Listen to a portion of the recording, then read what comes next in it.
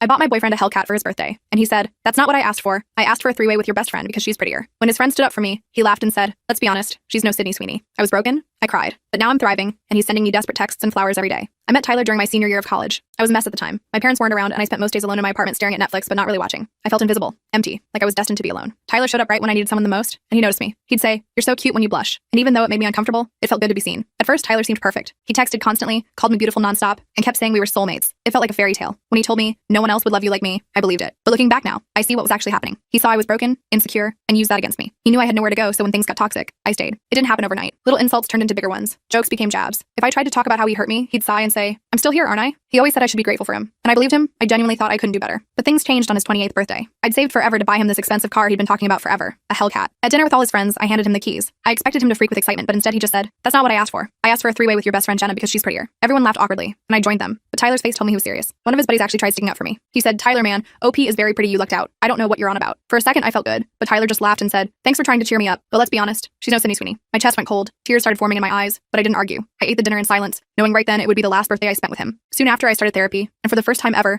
someone told me I deserved to be treated with kindness. That changed everything. It also ignited something in me, a desire for revenge. Revenge for the broken girl Tyler wrapped around his finger. And so I quietly started taking notes about him. Like when we took a weekend trip and he begged me to let him hook up with Jenna, saying, "What happened to girls supporting girls?" I noted it. When I finally talked to her about it, she shocked me. She broke down and confessed that Tyler made passes at her multiple times, and it turns out she wasn't the only one. The more we asked around, the more we heard disturbing stories about Tyler. Girls he'd tried to pressure back in college, friendships he'd ruined behind everyone's back. But I said nothing yet. I stayed quiet, biding my time. And part of that bidding was making Tyler's dream come true. One thing about Tyler is he loved being center of attention. His birthday was coming up, and a few months before it, he told me I had to plan a rooftop celebration for him, complete with catered food and expensive champagne. I remember smiling, nodding like a perfect girlfriend, and saying yes. As expected, he was thrilled. But what he didn't know is that he was about to learn one of life's lessons. Be careful what you wish for. On the day, over 70 people showed up. Family, friends, co-workers, exes he insisted were just friends. He even told them all he organized the party himself, and I just let him bask in it, at least until the toast. I stood next to Tyler for it, smiling wide as I could. "I have a surprise for everyone," I announced. "The surprise is under you." I gestured to these black gift bags placed under every seat. "Go ahead and open them." Everyone laughed, thinking it was some cute party favor. But the laughs faded pretty fast, because inside each bag was a printed document titled, "Things Tyler Says When He Thinks No One's Listening." Each page held stories,